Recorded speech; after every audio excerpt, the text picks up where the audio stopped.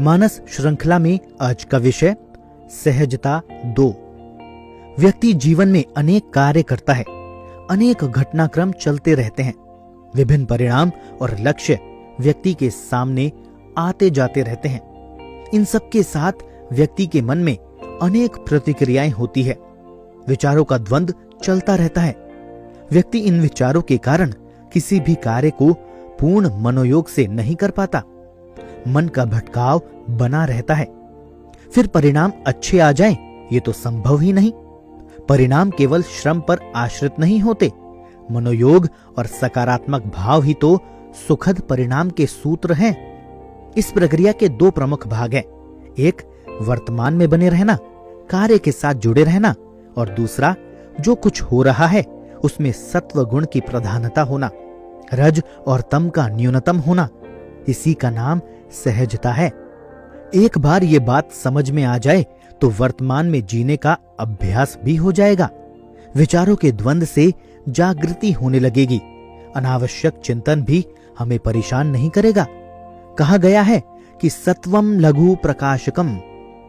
सत्व गुण से व्यक्ति हल्का हो जाता है। अनावश्यक विचारों का घर घट जाता है और प्रकाश अर्थात ज्ञान का उदय यानी प्रकटीकरण होता है। तम आवरण बढ़ाता है। रज क्रियात्मक गतिशीलता देता है।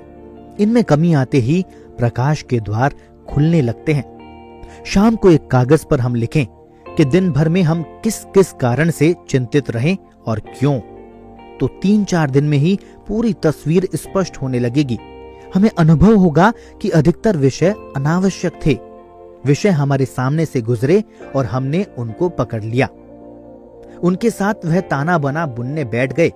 कुछ समय बाद न विषय रहा न ही ताना बाना, सब कुछ लुप्त हो गया। किंतु एक और हमें चिंतित कर गया। वहीं दूसरी ओर हमारे जीवन का अमूल्य समय खर्च हो गया। ये समय भी हमारी उम्र में तो जुड़ गया, किंतु इसमें प्राप्त कुछ नहीं हुआ। यदि हम विषय को पकड़ते नहीं, चुपचाप चले जाने देते, तो भी हमारा कुछ नहीं बिगड़ता। हम समय का अन्यत्र उपयोग कर लेते। इस कार्य में हमारा अहंकार और हमारी अहंकारमयी बुद्धि सबसे अधिक बाधक बनती है। राग, द्वेष, ईर्ष्या आदि का पर्दा हमारी समझ पर पड़ा रहता है। ये हमें वस्तु स्थिति को सही रूप में देखने ही नहीं देते। इन्हीं के अनुरूप परिस्थितियां हमें भली बुरी लगती रहती हैं। हम अकारण ही इनसे जूझते रहते हैं। यदि मेरे मन में यह बैठ जाए कि इस दफ्तर के अधिकारी मुझे निकालना ही नहीं चाहते, तो सदा उपेक्षा होती नजर आने लगेगी। जितना भी व्यवहार होगा उसका मुझे एक ही अर्थ दिखाई देगा। कार्य से अधिक ध्यान इस बात पर रहेगा कि गलती हुई तो अधिकारी क्या कहेगा, इस बार मुझे अधिकारी से क्या कहना चाहिए। मन गलती स्वीकार करने की अपेक्षा प्रशासन के खाते में दोष डालेगा। इसी चिंता में रोग भी घेर लेंगे। आवश्यकता से अधिक चिंतन करना भी इस सहजता का शत्रु है। आपको ऐसे अनेक व्यक्ति मिलेंगे जो हर बात पर कुछ न कुछ प्रतिक्रिया दिखाते ही हैं, चाहे विषय उनके आसपास का हो ही नहीं। हर व्यक्ति के कार्यों पर टिप्पणियां करते दिखाई देंगे। सारी अभिव्यक्ति या तो स्वयं को निर्दोष सिद्ध करने के लिए होगी या विचारवान व्यक्ति जैसी होगी। इनका अहम भाव भी जल्दी ही आहत हो जाता है। कुछ व्यक्ति इससे भी आगे होते हैं। ये अन्य किसी को स्वयं से अधिक समझदार मानने को तैयार ही नहीं होते। चिंतनशील होते हुए भी ये संकुचित भाव के कारण अपनी परिधि से बाहर नहीं सोच पाते। इनका व्यवहारिक पक्ष बहुत कमजोर होता है। ये अहम भाव के कारण हर बात पर आहत हो जाते हैं। जब कोई इनकी सलाह पर ध्यान नहीं देता तो ये कुंठित होते प्रतीत होते हैं। अनेक बार मुक्त भाव के अभाव में ये अकेले भी पड़ जाते हैं। वार्तालाप में भी ये या तो खुद हावी होने का प्रयास करते हैं अथवा दूसरों को नकारते रहते हैं। फिर भी उम्मीद करते हैं कि उनकी सलाह अवश्य मानी जाए। इनके जीवन में कभी मुक्त अभिव्यक्ति, जीवन की स्वतंत्रता और प्रसन्नता का भाव प्रवेश ही नहीं कर पाता। सहजता से विपरीत ये अपनी कटु आलोचक प्रवृत्ति के कारण अनेक मानसिक संताप सहन करते हैं। सहजता का अर्थ है ऋजुता, सरलता, सौम्यता। सहजता युक्त ऐसे लोगों से मिलकर शांति और शीतलता का अनुभव होता है। इनका व्यक्तित्व सोम प्रधान होता है। अग्नि की उग्रता इन्हें छूती भी नहीं है। आक्रोश या आवेश इनके पास तक भी नहीं फटकते। दूसरों का सदा सम्मान करते हैं। न तो इनमें स्वार्थ का कोई भाव दिखाई देता है और न ही अतिक्रमण का भाव होता है। सहजता में मिठास होती है। माधुर्य और स्नेह की प्रचुरता सहज व्यक्ति को प्राणी मात्र का मित्र बनाती है। लोग संकट काल में उसकी ओर देखते हैं। सहजता दृष्टि को निर्मल रखती है, तटस्थ रखती है, अनावश्यक से दूर रखती है। व्यक्ति सदा वर्तमान में बना रहता है। वह आगत या अनागत की स्मृति और कल्पना में जीवन काल को व्यर्थ नहीं करता।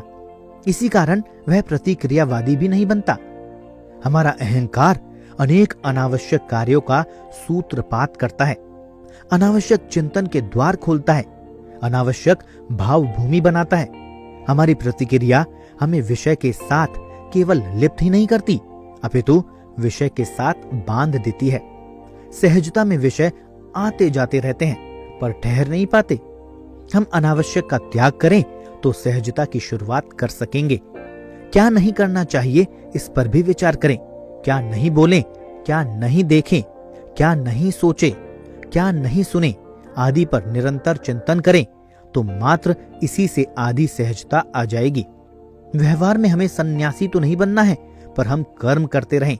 गृहस्थ जीवन के, समाज के, जीवन के सभी कार्य करें। अनावश्यक को छोड़ दें। इसमें कोई शान घटने वाली नहीं है, हानि भी कुछ नहीं होगी। समय बचेगा, भाव भूमि नकारात्मक नहीं होगी, सकारात्मक कार्य और सफलता का मार्ग प्रशस्त होगा। कर्म में आस्था बढ़ेगी। शायद यह भी हमारी समझ में आ जाए कि कर्म से भाग्य भी बदला जा सकता है। अहंकार न कर्म को समझने देता है न ही भाग्य को। व्यक्ति दोनों को ही अर्थहीन मानता है। जीवन अर्थहीन हो जाता है। सहजता का अर्थ है यथार्थवादी दृष्टिकोण, वस्तुस्थिति का आकलन करना, उसे स्वीकार करना और उसी में सुख प्राप्ति का अभ्यास करना। आप कतिपय परिस्थितियों को बदल नहीं सकते, उन्हें प्रसाद रूप में स्वीकार कर लेना और उसी से आनंद प्राप्त कर लेना केवल सहजता से ही संभव है। अभाव पर दृष्टि रखकर सदा चिंतित रहना इसका विपरीत भाव है।